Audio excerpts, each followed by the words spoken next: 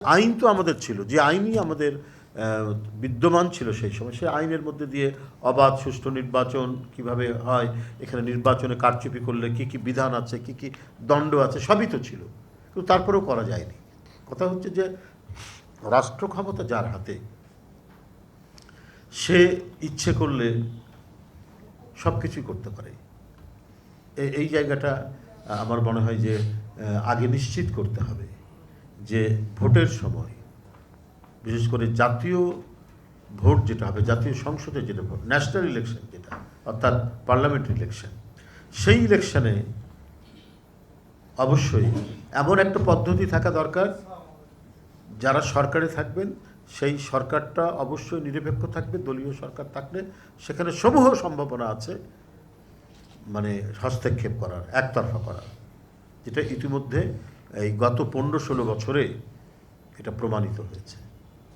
তো সুতরাং একটা কথা হলো যে যারা নির্বাচনে পার্টিসিপেট করবেন, রাজনৈতিক দলগুলো, তাদের মানসিকতার পরিবর্তন। আপনি যতই আইন করেন, মানে যতই সেটা খুবই কি বলে অবাধ সুষ্ঠু নির্বাচনের জন্য উপযোগী একটি আইন করেন, কিন্তু যে রাষ্ট্র ক্ষমতায় থাকবে সে যদি আপনার মন মানসিকতা অবাধ সুষ্ঠু নির্বাচনের অনুকূল না হয়, তাহলে আপনি কখনোই অবাধ সুষ্ঠু নির্বাচন করতে পারবেন। এই জন্য আমি প্রথমে বলেছিলাম যে বিষয়টা শুধুমাত্র আইনি সংস্কার নয়, এটা একটা সাইকোলজিক্যাল ব্যাপার।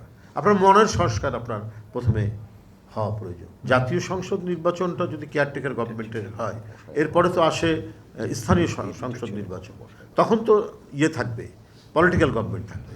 কিন্তু সেই ক্ষেত্রে পলিটিক্যাল গভর্নমেন্ট থাকলেও যাতে স্থানীয় সরকার নির্বাচনে আমার প্রার্থীকে জেতাতেই হবে, সরকারি দলের প্রার্থী জিতবে, এই ধরনের মনোবৃত্তি থাকলে পরে তাহলে তো আবার সুষ্ঠু নির্বাচন হবে না। তো সুতরাং একেবারে মানে রিলিজিয়াসলি সেই চেতনার পরিবর্তন করতে হবে, যে চেতনাটা হচ্ছে যে আমি সব, আমার দল সব, আর অন্য কিছু নাই। এই চেতনার পরিবর্তন যদি ঘটানো যায়, তাহলে আপনার অবাধ সুষ্ঠু নির্বাচন সম্ভব। আপনি যতই ভালো সংস্কার করুন, আপনার মানসিকতার পরিবর্তন না হলে পরে কোনো কিছুই সম্ভব নয়। বিশেষ করে যারা জুলাই বিপ্লব, আগস্ট বিপ্লব এবং দীর্ঘ 15-16 বছর গণতন্ত্রের জন্য যারা লড়াই করেছেন, সেই সমস্ত দলগুলো যারা অংশগ্রহণ করেছিলেন এই আন্দোলনে, যারা জেল, জুলুম, গুম, ক্রস ফায়ারের শিকার হয়েছেন, তাদেরকে কমপক্ষে একটা উপলব্ধির জায়গায় আসতে হবে যে না, সরকার যেই গঠন করুক, সে সরকার পরিচালনার সময় তাদের অধীনে যে নির্বাচনগুলো হবে, স্থানীয় সরকার নির্বাচন, সেই নির্বাচনগুলো যাতে অবাধ সুষ্ঠু নির্বাচন হয়, সেই ধরনের একটা গ্যারেন্টি যেমন আইনের মধ্যেই থাকবে, যে সেই সময় দেখা যেতে পারে যে ওই নির্বাচন সংক্রান্ত কোনো বিষয়ে অ্যাবসলিউট ক্ষমতা নির্বাচন কমিশনকে দেওয়া যেতে পারে, যে ওখানে কোনো ধরনের হস্তক্ষেপ, যদিও এখনও আইন আছে যে সে মানে নির্বাচনের ক্ষেত্রে নির্বাচন কমিশন তো সেই সর্বেসর্বা, কিন্তু রাজনৈতিক সরকার গঠিত হওয়ার পরে নির্বাচন কমিশন কেন জানি স্বয়ংক্রিয়ভাবেই কিছুটা মানে অধীন হয়ে পড়েন, পরাধীন হয়ে পড়েন।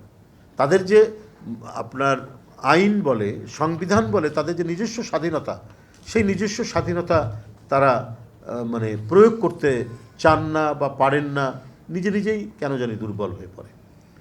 তো সুতরাং দেখা যায় দলীয় সরকারের অধীনে নির্বাচনের সময় তখন অনেক ক্ষেত্রেই হস্তক্ষেপ হয়, অনেক ঘটনা ঘটে। তো সুতরাং সংস্কারের ক্ষেত্রে এখানেও আমাদের একটা এমন প্রভিশন থাকা দরকার যে হ্যাঁ, দলীয় সরকার থাকবে, কিন্তু নির্বাচন কমিশন আপনার পরিপূর্ণ স্বাধীনতা ভোগ করবে।